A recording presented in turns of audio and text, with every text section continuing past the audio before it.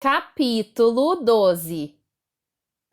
Vários anos antes de os Baudelaire nascerem, o Veblen Hall ganhara o prestigioso galardão da Porta, um prêmio oferecido todos os anos à abertura mais bem construída da cidade. E se você algum dia estiver diante do Veblen Hall, como os órfãos Baudelaire estavam naquela manhã, perceberá imediatamente por que o comitê concedeu o lustroso troféu cor-de-rosa àquela porta. Com suas tábuas de madeira polida, suas requintadas dobradiças de latão e sua esplêndida, rebrilhante maçaneta, feita com o segundo cristal mais fino do mundo. Mas os três irmãos não estavam em condições de apreciar detalhes arquitetônicos. Violet subiu na frente as escadas do Veblen Hall e agarrou a maçaneta sem sequer pensar na mancha de cinza gordurosa que iria deixar na sua superfície polida. Se eu estivesse com os Baudelaire, jamais teria aberto a porta premiada. Teria me considerado um sortudo por ter conseguido sair da rede suspensa no meio do poço do elevador e por ter escapado do plano perverso de Gunther, e teria fugido para algum canto remoto do mundo e me escondido de Gunther e seus asseclas pelo resto da vida para não arriscar outro encontro com esse vilão traiçoeiro. Um encontro que, lamento dizer, só trará mais desventuras às vidas dos três órfãos. Mas essas três crianças eram de longe mais corajosas do que eu jamais serei, e pararam só por um momento para reunir toda essa coragem e usá-la.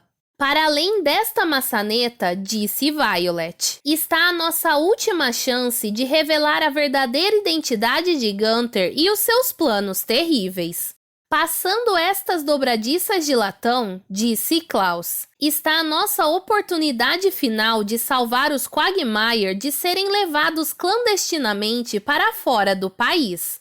Sorusso, disse Sunny o que queria dizer. Atrás destas tábuas polidas jaz a resposta ao mistério do CSC e o porquê de a passagem secreta ter nos trazido ao lugar onde a mansão Baudelaire se incendiou até ficar reduzida a cinzas, matando os nossos pais e dando início às desventuras em série que nos perseguem onde quer que estejamos.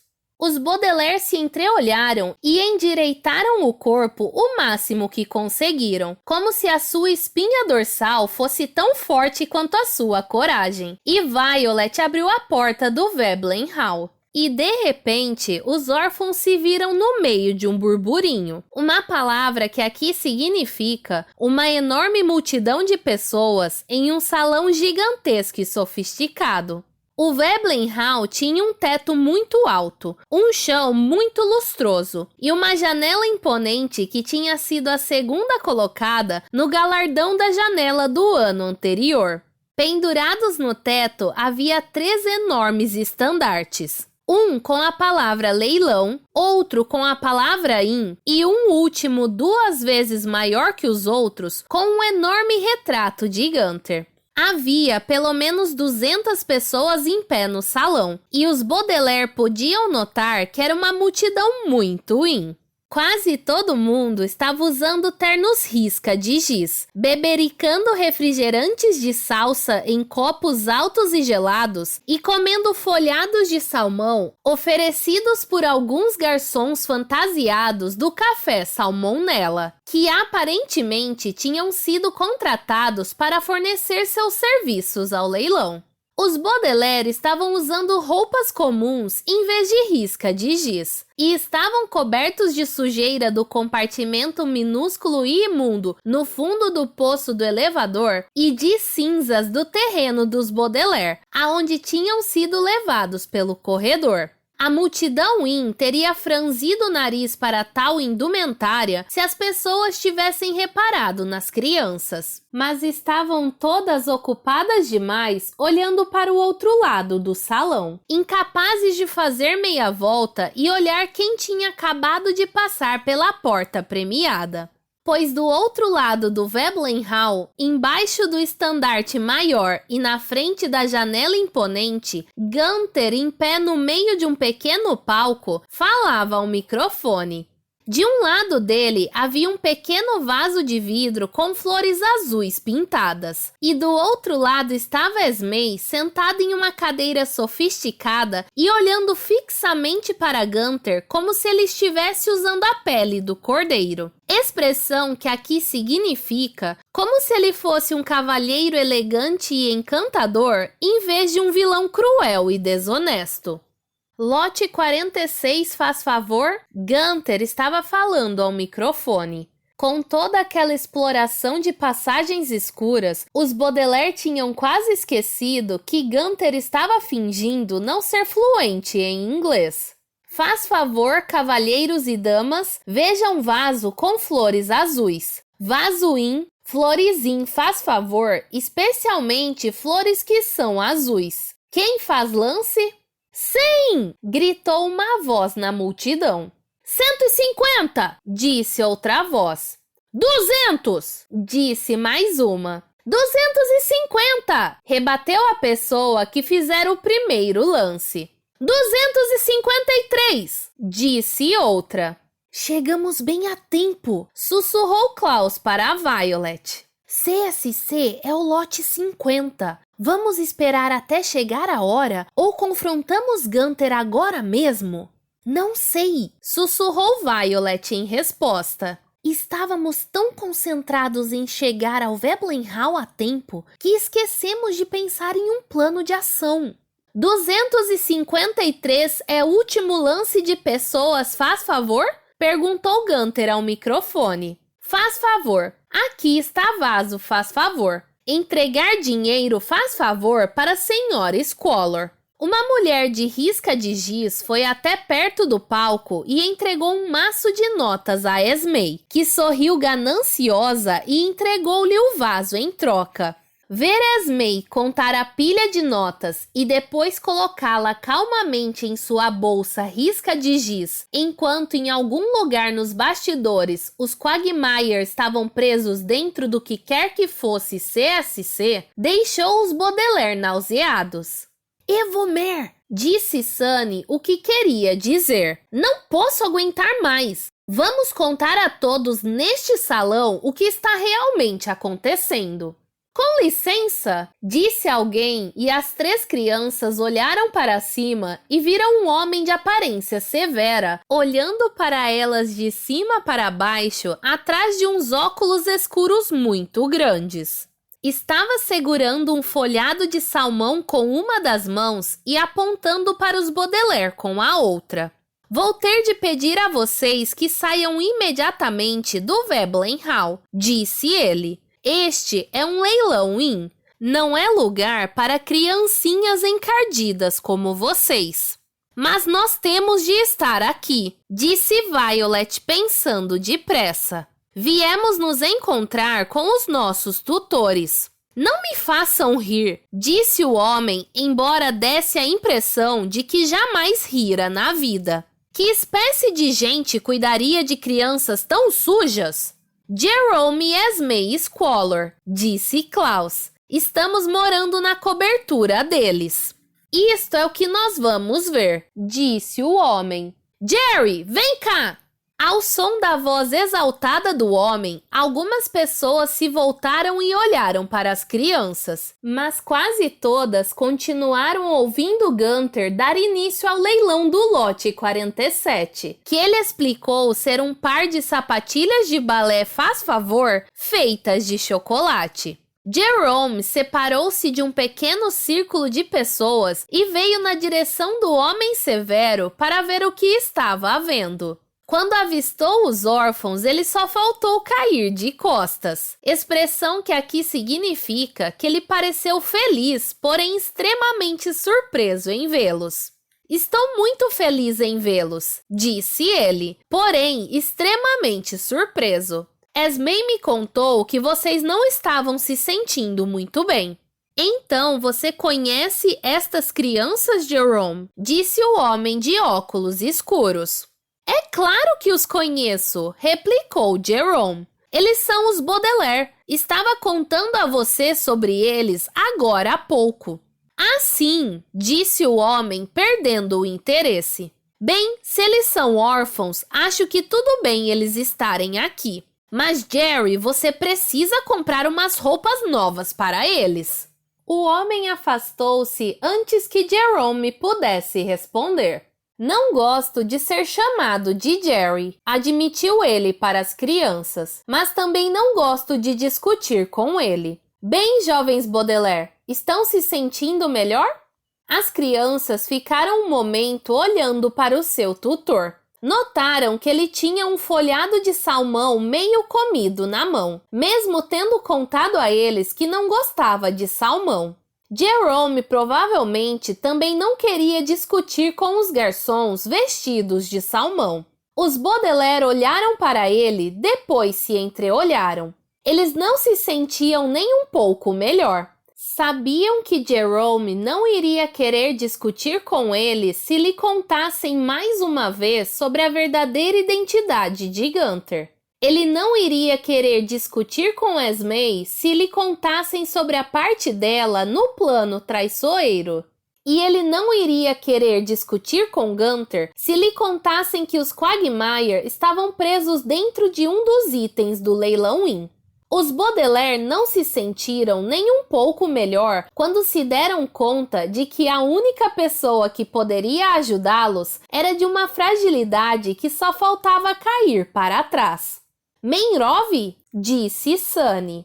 Menrove? Repetiu Jerome, sorrindo para a menorzinha dos Baudelaire. O que Menrove quer dizer? Vou lhe explicar o que quer dizer, disse Klaus pensando depressa. Talvez houvesse um meio de fazer com que Jerome os ajudasse sem fazê-lo discutir com ninguém. Quer dizer, você nos faria um favor, Jerome? Violet e Sunny olharam para o irmão curiosas. Menrove não significava você nos faria um favor, Jerome, e Klaus muito certamente sabia disso. Menrove significava alguma coisa mais parecida com devemos tentar contar a Jerome sobre Gunther e Esme e os trigêmeos Quagmire? Mas as irmãs ficaram quietas, pois sabiam que Klaus devia ter uma boa razão para mentir ao seu tutor. É claro que eu faria um favor a você, disse Jerome. O que é?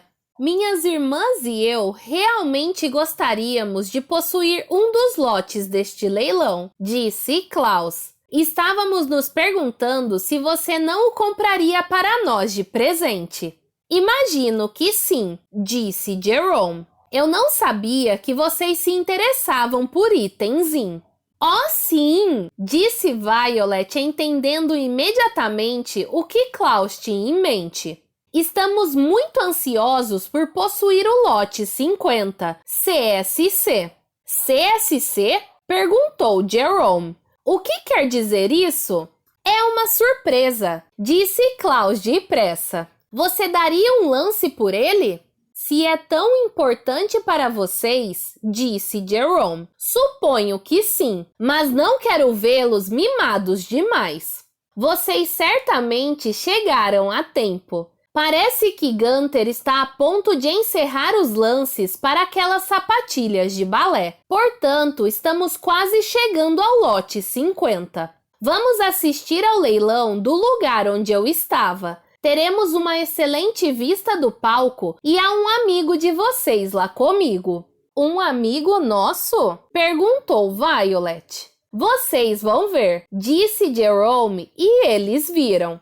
Quando seguiram Jerome através do salão enorme para assistir ao leilão embaixo do estandarte Inn, encontraram o Sr. Paul segurando um copo de refrigerante de salsa e tossindo no seu lenço branco. Vocês quase me fizeram cair para trás, disse o Sr. Paul depois que acabou de tossir. O que vocês, Baudelaire, estão fazendo aqui? O que o senhor está fazendo aqui? Perguntou Klaus. O senhor nos disse que estaria fazendo uma viagem de helicóptero para o pico de uma montanha. O Sr. Paul fez uma pausa para tossir de novo no seu lenço branco. Descobriram que os relatos a respeito do pico da montanha eram falsos, disse o Sr. Paul depois que passou o ataque de tosse. Agora sei com certeza que os gêmeos Quagmire estão sendo forçados a trabalhar em uma fábrica de cola aqui por perto. Estou indo para lá mais tarde, mas queria dar uma passada no leilão Inn. Agora que sou vice-presidente encarregado dos assuntos de órfãos, estou ganhando mais dinheiro e minha mulher queria ver se dava para eu comprar um pouco de decoração para Yana. Mas começou Violet, mas o Sr. Paul a interrompeu pedindo silêncio. Silêncio, disse ele. Gunther está começando com o lote 48 e é para este que quero dar um lance. Lote 48 faz favor, anunciou Gunther. Seus olhos brilhantes encaravam a multidão por trás do monóculo, mas ele aparentemente não reparou nos Baudelaire. Esta grande estátua de peixe pintada de vermelho faz favor. Muito grande, muito in. Tão grande que dá para dormir dentro desta peixe se você tem vontade, faz favor. Quem dá lance?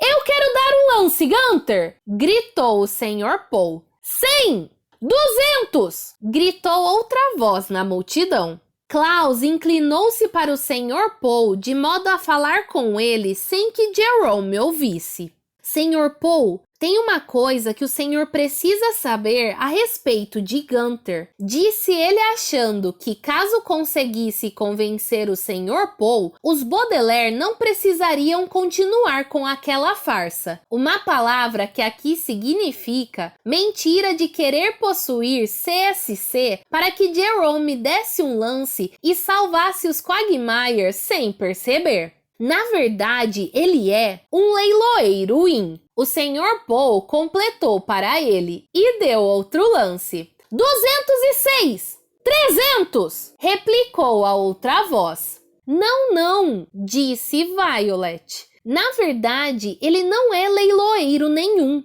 Ele é o Conde Olaf disfarçado. 312! O Sr. Paul gritou e depois franziu o senho para as crianças. Não sejam ridículos, ele lhes disse. O Conde Olaf é um criminoso. Gunther é apenas um estrangeiro. Não consigo me lembrar da palavra certa para o medo de estrangeiros, mas fico surpreso por vocês crianças terem esse medo. 400! Gritou a outra voz.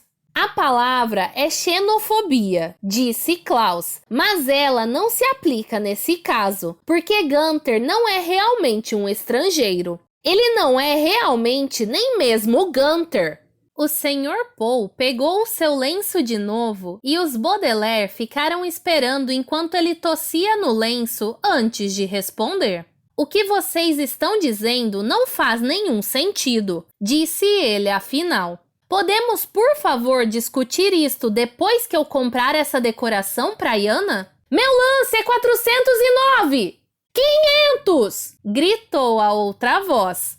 Desisto, disse o Sr. Paul e tossiu no seu lenço. 500 é demais pela estátua de um grande arenque. 500 é o lance mais alto, faz favor, disse Gunther e sorriu para alguém na multidão. Ganhador, entregar dinheiro para a senhora Squalor faz favor.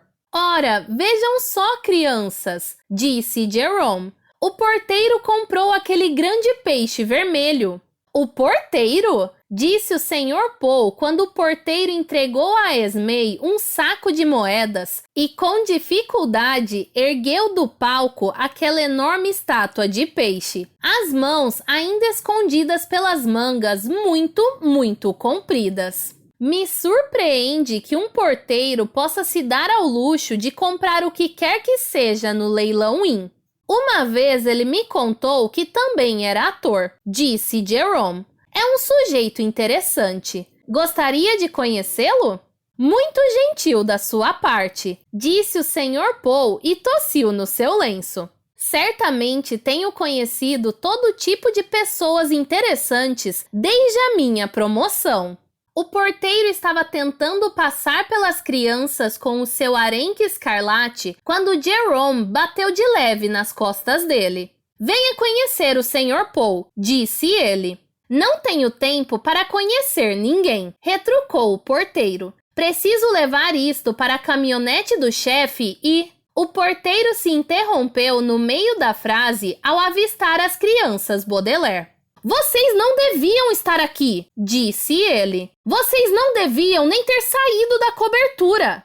Ah, mas eles estão se sentindo melhor agora, disse Jerome. Porém, o porteiro não estava ouvindo. Ele tinha feito meia volta, atingindo diversos presentes de risca de giz com a sua estátua de peixe ao fazer isso, e estava gritando para as pessoas no palco. Ei, chefe! Disse ele, e tanto Esme quanto Gunther se voltaram para olhar quando ele apontou para os 3 Baudelaire. Os órfãos estão aqui! Esme engasgou e ficou tão perturbada com o elemento surpresa que quase derrubou o saco de moedas. Mas Gunther apenas virou a cabeça e olhou diretamente para as crianças. Seus olhos brilharam muito, muito forte, inclusive o que estava atrás do monóculo. E os Baudelaire ficaram horrorizados ao reconhecer a sua expressão. Gunther estava sorrindo como se tivesse acabado de contar uma piada. E aquela era uma expressão que ele usava quando a sua mente traiçoeira estava trabalhando a todo vapor. Órfãozinho, disse ele e insistindo em fingir que não sabia falar inglês direito. Tudo bem para órfãos estar aqui, faz favor. Esme olhou para Gunther curiosa. Depois deu de ombros e fez um gesto com a mão de unhas compridas para o porteiro de que estava tudo bem. O porteiro encolheu os ombros para ela em resposta e depois deu um estranho sorriso aos Baudelaire e saiu pela porta premiada. Vamos pular lote 49, faz favor, continuou Gunther. Vamos dar lance para lote 50, faz favor. E depois, faz favor, leilão acabou. Mas e todos os outros itens? Gritou alguém. Esqueçam, disse Esme desdenhosamente. Já ganhei dinheiro que chegue por hoje. Nunca pensei que ainda ouviria Esme dizer isso, murmurou Jerome. Lote 50, faz favor, anunciou Gunther e empurrou uma enorme caixa de papelão para o palco. Era tão grande quanto a estátua de peixe, o tamanho exato para guardar 2 crianças pequenas. Na caixa estavam desenhadas em grandes caracteres pretos as letras CSC, e os Baudelaire viram que no topo tinham sido furadas algumas pequenas aberturas para a entrada de ar. Os 3 irmãos podiam imaginar os amigos presos dentro daquela caixa e aterrorizados por estar prestes a ser levados clandestinamente para fora da cidade. CSC, faz favor, disse Gunther. Quem dá lance? Dou 20, disse Jerome e piscou para as crianças. Que diabo é CSC? Perguntou o Sr. Paul. Violet sabia que não tinha tempo para tentar explicar ao Sr. Paul. É uma surpresa, disse ela. Fique aqui e verá. 50, disse outra voz. E os Baudelaire se voltaram e viram que aquele segundo lance tinha vindo do homem de óculos escuros que os mandara sair. Aquele não parece ser um dos assistentes de Gunther, sussurrou Klaus para as irmãs. Nunca se sabe, retrucou Violet. Eles são difíceis de reconhecer. 55, gritou Jerome. Esme fez uma carranca para ele e lançou um olhar cheio de perversidade aos Baudelaire. 100, disse o homem de óculos escuros. Meu Deus, crianças, disse Jerome. Isso está ficando muito caro. Vocês têm certeza de que querem esse CSC? Está comprando isso para as crianças? Disse o Sr. Paul. Por favor, Sr. Squalor, não mime estes jovens. Ele não está nos mimando, disse Violet com medo de que Jerome parasse de dar lances. Por favor, Jerome, por favor, compre o lote 50 para nós. Depois nós explicamos tudo. Jerome suspirou. Muito bem, disse ele. Acho natural que vocês queiram algumas coisas depois de conviver com Esme. Meu lance é 108. 200! Disse o homem de óculos escuros. Os Baudelaire esticaram o pescoço para tentar dar uma olhada melhor, mas o homem de óculos escuros não lhes pareceu mais familiar por isso. 204! Disse Jerome e então olhou para as crianças. Não vou dar nenhum lance mais alto, crianças. Isso está ficando caro demais. E dar lances é uma coisa que se parece demais com uma discussão para que eu a aprecie. 300! Disse o homem de óculos escuros. E as crianças Baudelaire se entreolharam horrorizadas. O que poderiam fazer? Seus amigos estavam prestes a escorregar-lhes por entre os dedos. Por favor, Jerome, disse Violet. Eu imploro, por favor, compre isso para nós. Jerome sacudiu a cabeça. Um dia vocês vão entender, disse ele. Não compensa gastar dinheiro em bobagenzinho. Klaus voltou-se para o Sr. Paul. Sr. Paul, disse ele, o senhor poderia nos emprestar algum dinheiro do banco? Para comprar uma caixa de papelão? Disse o Sr. Paul. Eu diria que não. Decorações praianas são decorações praianas, mas não quero que vocês, crianças, fiquem desperdiçando dinheiro em uma caixa de uma coisa qualquer, seja lá o que for. Último lance 300, faz favor, disse Gunther virando-se para Esmé com uma piscadela monocular. Faz favor, senhor, se... Meu! Gunther interrompeu-se ao ouvir a voz de um novo pretendente ao lote 50. Os olhos de Esmé se arregalaram, e ela sorriu pensando em pôr uma quantia tão enorme na sua bolsa risca de giz. A multidão olhou em volta tentando descobrir de onde viera aquela nova voz, mas ninguém suspeitou que uma palavra tão curtinha e valiosa pudesse ter se originado na boca de um bebezinho que não era maior que um salame. Miu! Gritou Sunny outra vez, e os seus irmãos prenderam a respiração. Sabiam, é óbvio, que a irmã não possuía tamanha soma de dinheiro, mas esperavam que Gunther não pudesse ver de onde viera aquele lance e estivesse cobiçoso demais para descobrir. O leiloeiro Ersatz olhou para Esmé e depois de novo para a multidão. Onde diabo Sunny foi arrumar esse tipo de dinheiro? Perguntou Jerome ao Sr. Paul. Bem, quando as crianças estavam no colégio interno, respondeu o Sr. Paul. Sunny trabalhou como recepcionista, mas eu não fazia ideia de que o salário fosse tão alto. 1000! Insistiu Sunny e, por fim, Gunther deu-se por vencido. O maior lance agora é de 1000, disse ele, e então lembrou-se de fingir que não era fluente em inglês. Faz favor, acrescentou. Bom Deus, disse o homem de óculos escuros. Não vou pagar mais de 1000 por uma caixa de CSC. Ela não vale tanto assim. Agora é conosco, disse Violet impetuosamente, e as 3 crianças se dirigiram ao palco. Todos os olhares da multidão caíram sobre os irmãos enquanto eles se encaminhavam para a caixa de papelão, deixando uma trilha de cinzas atrás de si. Jerome ficou olhando confuso. O Sr. Paul parecia estupefato, uma palavra que aqui significa tão confuso quanto Jerome. Esmé parecia enfurecida. O homem de óculos escuros parecia alguém que acabou de perder em um leilão. E Gunther continuava sorrindo como se uma piada que ele tivesse contado estivesse ficando cada vez mais engraçada. Violet e Klaus subiram ao palco e depois puxaram Sunny para cima ao lado deles. E os 3 órfãos encararam ferozmente o homem horrível que aprisionara os seus amigos. Entregar seus 1000, faz favor, para a senhora Squalor, disse Gunther com um sorriso malévolo para as crianças. Depois, leilão acabou. A única coisa que acabou, disse Klaus, é o seu plano horroroso. Silco! concordou Sunny. E então, usando seus dentes apesar de ainda estarem doloridos da escalada pelo poço do elevador, a mais jovem dos Baudelaire mordeu a caixa de papelão e começou a rasgá-la, na esperança de que não estivesse machucando Duncan e Isadora Quagmire no processo.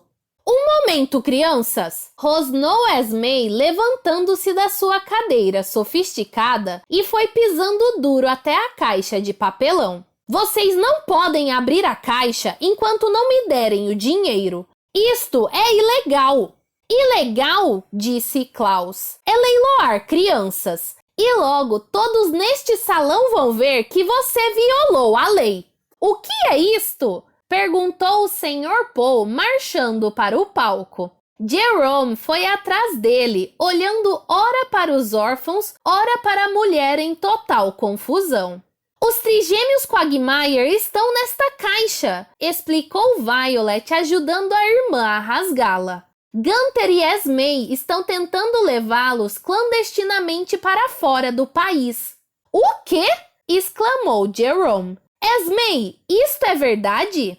Esme não respondeu, mas dentro de alguns instantes todo mundo iria ver se era verdade ou não.